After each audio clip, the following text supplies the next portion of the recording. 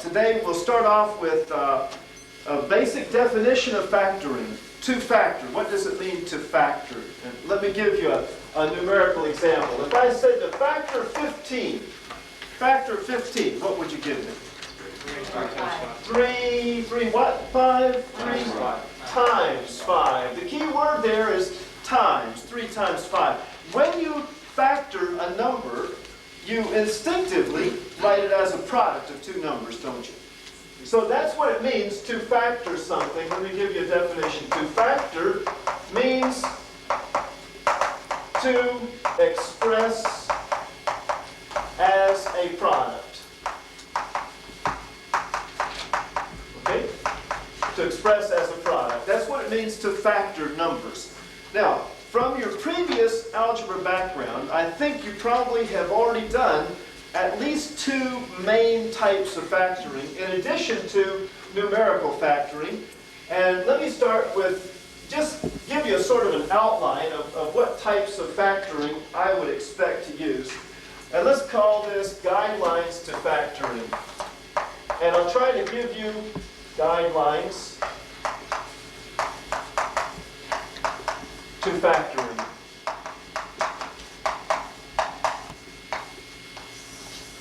The first kind of factoring is factoring the common factor.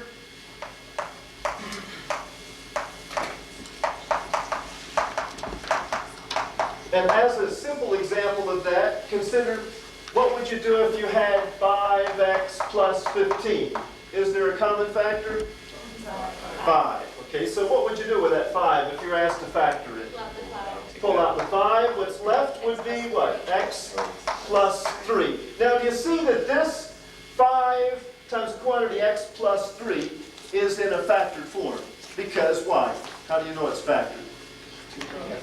It's expressed as a, what was the key word? Product, as a multiplication, okay? So now that's just a very simple factoring problem where you have to factor the common factor. I just wanted to have you understand what I mean by factoring a common factor, all right? A second type of factoring would be like factoring the trinomial. And factoring a trinomial, for example, if I had an example like x squared plus 5x plus 6. That's an example of a trinomial, a simple example of a trinomial. And what do you notice about a trinomial? Sometimes it can be factored into what? A product of two binomials. And this process of multiplying a product of two binomials is called a foiling process. You probably used the word foil. And in this case, what we're going to be doing, we're going to be unfoiling. Foiling is when you multiply out a product of two binomials. And this factoring, a trinomial, would be unfoiling. I take the word foil, remember the word foil, and I rearrange the letters in the word foil to be like this. F-O-I-L, remember foil? Well, I changed that when I factor to make it F-L-O-I. So F-L-O-I means we're going to start out by looking at the first times first. What's the first times first going to be here? First times first would be x times x. And then what would, after f, we go to the last times last. What would the last times last be? What times what would give you 6?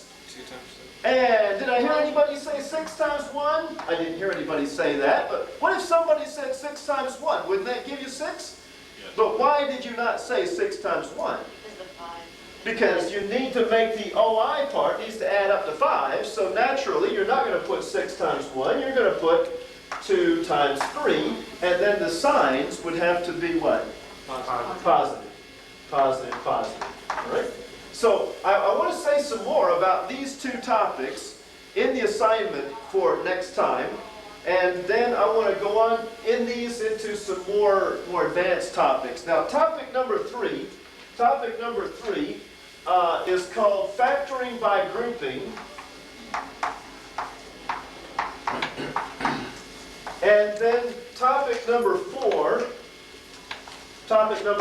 would be the difference and the sum of squares.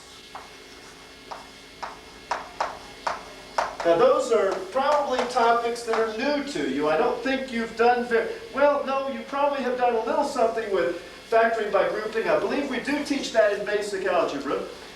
But I'd rather think that difference in sum of squares is a topic that may be brand new to you, so I'll be planning to spend quite a bit of time on that tonight. All right? So these are the four main types of factoring. I call this guidelines to factoring. And it includes a sort of a review, and then we're going to take that and push it to like an intermediate algebra level. All right? Any questions on this plan? All right?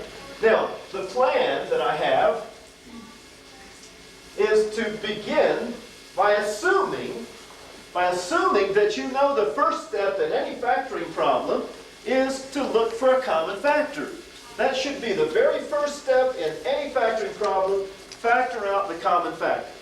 But if you can't factor out a common factor, then look to see if it's a trinomial.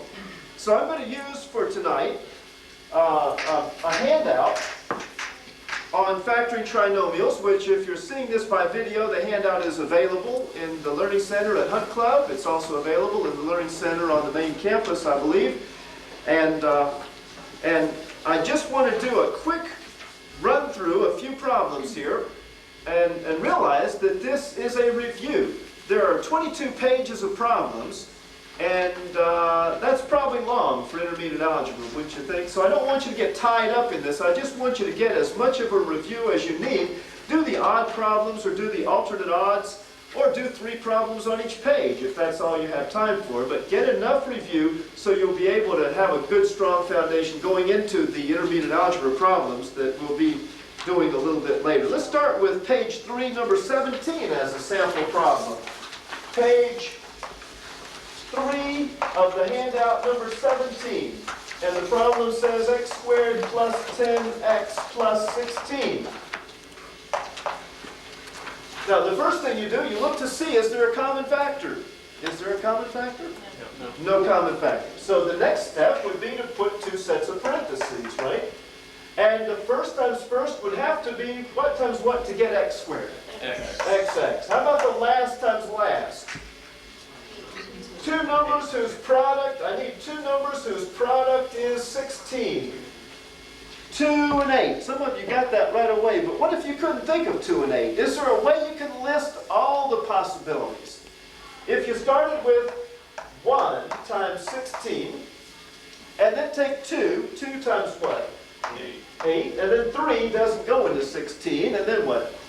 4 times 4, and that would give you all the possibilities. Then we're looking for the combination that will add up to 10.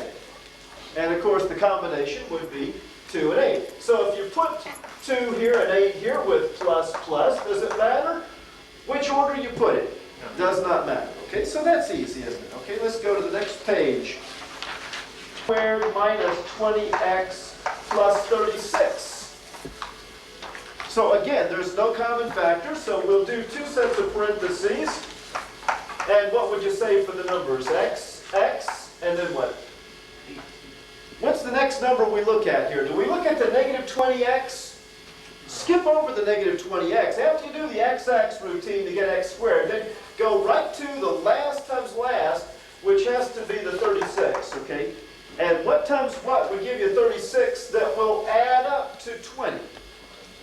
2 times 18, all right? 18, 2.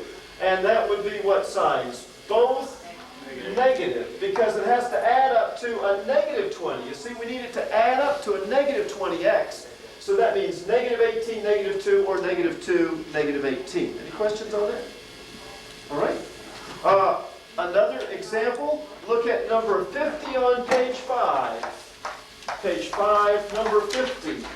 And the problem here says x, let me go to the top of the board where you can see it better. That's good pedagogy. Did you know that? 50-cent word there. Pedagogy means teaching technique. And what's the good teaching technique I'm talking about now? Always stay at the top of the board where everybody can see it. Even the folks in the back row, right? Even the camera. All right, number 50, page 5. it says x squared plus 2x minus 24. Now what's different about that problem compared to every other problem I've done here in the trinomial category?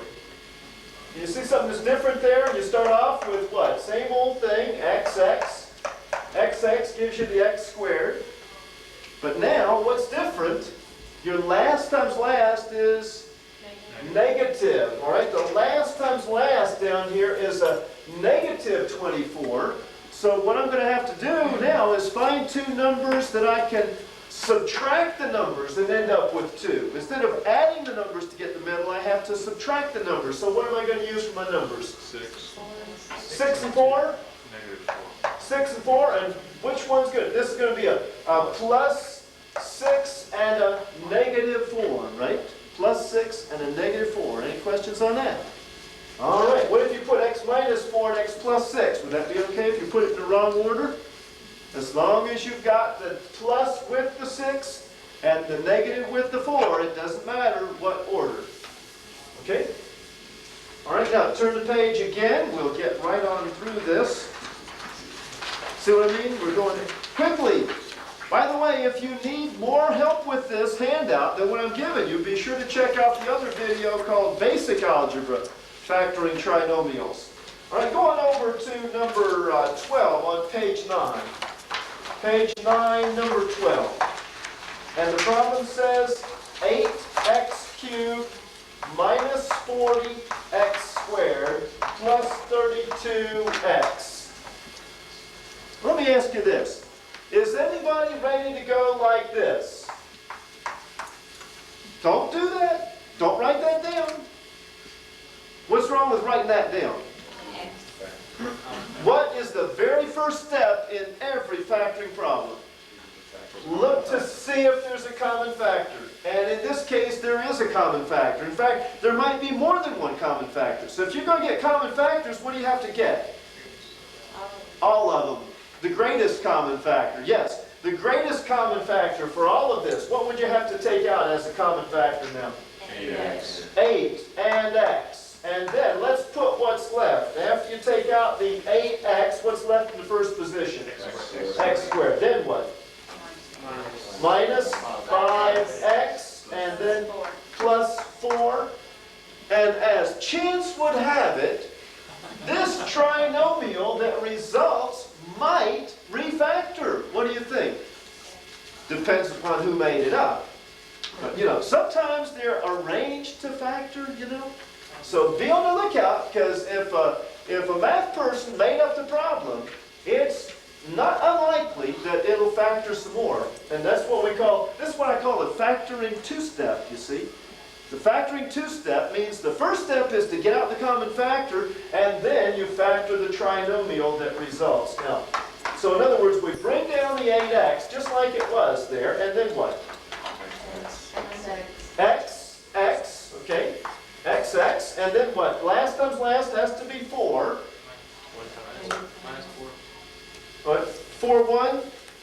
As opposed to 2. And negative, negative. All right, good. You've got the signs and everything. Negative, negative, and a 4 and a 1. All right, 4 and a 1. And that's it, isn't it? Any questions on that? Okay? All right. Try number 14. Right below that.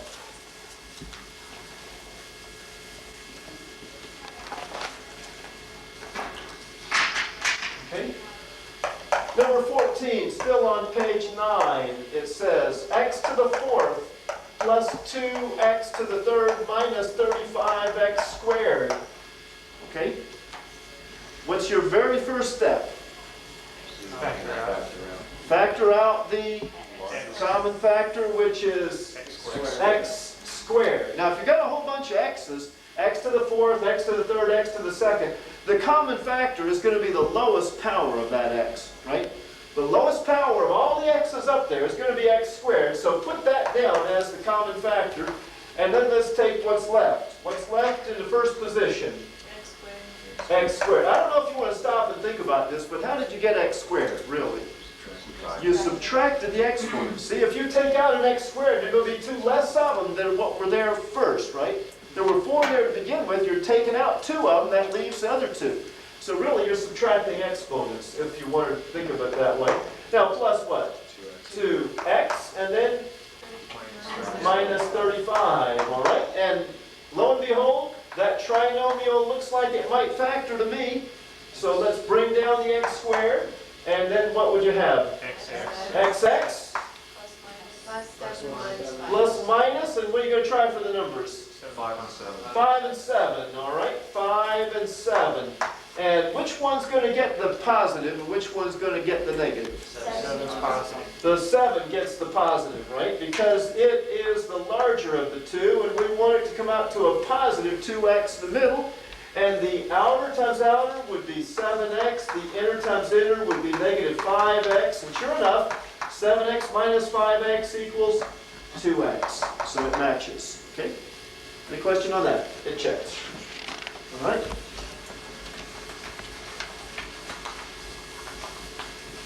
All right, now, continuing to a later page, let's take a look at page 11. We've just passed the chapter division here, and on page 11 there's a little bit of a new kind of problem. I'd like to do number 6, where it says x squared minus 81. Now, everything we've done so far is a trinomial. Is that a trinomial?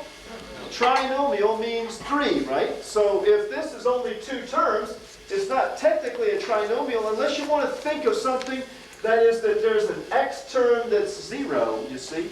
X squared and 0x and negative 81. And so it's sort of a form, a special case of a trinomial. We call this a difference of squares. Now, you've probably done this a lot, haven't you? A difference of squares, when you have a square minus a square. So when you have a square minus a square, what would you say? xx. And now, the last times last would be 81, which has to be what? 9 times 9. And in order to make it subtract out with no x term, you'll have to use what? Positive, negative. Positive, negative. Now you can either use negative and positive, or positive and negative. And the textbook that you're currently using, the textbook that some of you have been currently using for the previous term in basic algebra, the author has a habit of putting plus and then minus. Okay? I have a habit of putting minus and plus. And I have a reason for my habit. I've wavered once or twice in my 20-something year career, and I now know that it's better to put minus and then plus, and I'll explain why later. Just trust me, it is better to put minus and then plus. It's a good habit. If you put plus minus, that's fine, but it's not as good as putting minus and plus. I will be vindicated later in this tape. All right? Now, so that's it. Any questions on number 6? Number 18. What about number 18, where you got 49x squared minus 81? Do you notice something about those numbers? You don't have an x squared anymore. You got a 49x squared. Ooh, yuck. 49. Now, I'll tell you what. 49 happens to be one of my favorite numbers, but I'm not going to tell you why. All right? So, what would you have to have? There's no common factor, is there? The first thing we do, we look to see, is there a common factor? There is no common factor. So what are you going to do for the first times first to come out with 49x squared? Take a wild guess. 7x, okay? And you recognize 49 right away because it's a perfect square, right? 49 is, does that strike you when you see, when the San Francisco 7 Squares won the National Football Championship, did you enjoy that? To see a perfect square football team? Right? Okay. Anyway. Now, what about the 81? What are we going to do with that? 9 and 9, right? So let's put down the 9 and the 9. 9 times 9 would give you the 81. It's got to be a negative 81. That means it's going to have to be a minus and a plus. Or if you continue with that way you used to do it with a plus and a minus, that's fine. And I'll have to win you over later. Minus and a plus, right? Because it's my class, right? Any questions on that? Easy problem? Okay, I hope it is. I hope the rest of this handout is going to be just as easy, but I don't think it will. It's going to pick up in a little bit. All right.